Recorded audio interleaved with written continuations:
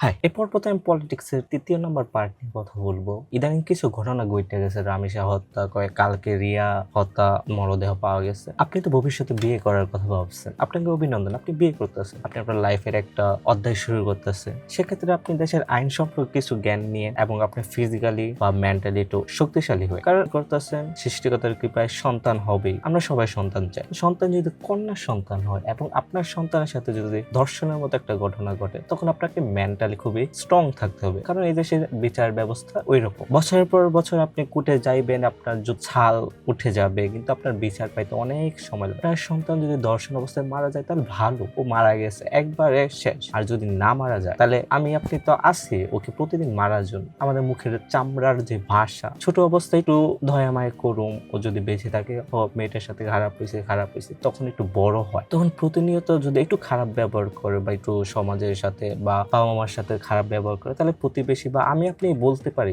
তোর সাথে এই ঘটনা যদি মরে যেতি, এই ঘটনা আমরা ভুলবো, কারণ আমরা মানুষ, তাই তো মান আছে আমাদের, হুশ নেই। তাই আপনি যদি বিয়ে করেন ইন ফিউচার, তাহলে আপনাকে মেন্টালি খুবই শক্তিশালী হইতে হইব। কারণ দেখতেছেন বর্তমান জেনারেশন কি পর্যায়ে গেছে। একটা দর্শনের মতো ঘটনা ঘটে, তারপর আমরা বিচারের আশায় দৌড়াই, মাসের পর মাস যায়, বছরের পর বছর, তারপর তো শাস্তি হয়, এবং যদি কাঠগড়া যায় তারপর তো বিভিন্ন আইনের ফাঁকড়টা বেরিয়ে যায়। সেক্ষেত্রে আমার মনে হয় যারা বাবা মা, তাদের আইনের সম্পর্কে জ্ঞান থাকা জরুরি, এবং পুলিশের সাথে কনভারসেশন কিভাবে করতে হয় সেগুলো আমাদের জানা জরুরি। কারণ পুলিশ আপনাকে কনভারসেশন করতেছে কোন ইঙ্গিতে, তাদের তো ট্রেনিং আছে।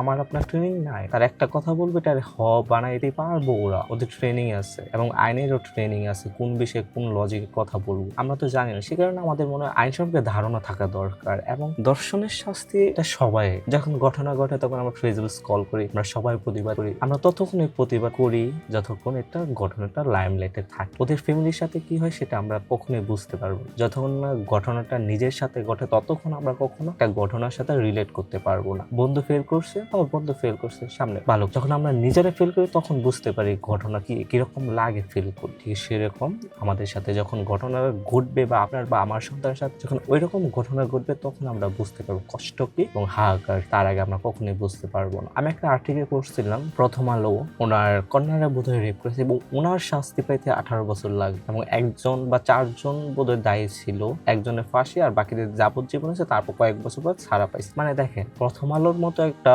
সংবাদ মাধ্যম তার কন্যারও শাস্তি পাইতে 18 বছর লাগে দোষীদের, তাহলে আমি আপনি কোথায় আছি? খুবই নিচু লেভেলে। তাহলে পরিবর্তন করুন নিজেকে, আগে পরিবর্তন। বিয়ে করার আগে ভাবুন আপনি আপনার সন্তানের প্রটেক্ট করতে পারবেন কিনা, আপনি যাকে ভোট দিবেন সে আপনার সন্তানকে প্রটেক্ট করতে পারবে কিনা, বা সে তার আইনকে শক্তিশালী করতে পারবে কিনা। ভাবুন, এখনো সময় আছে। ধন্যবাদ।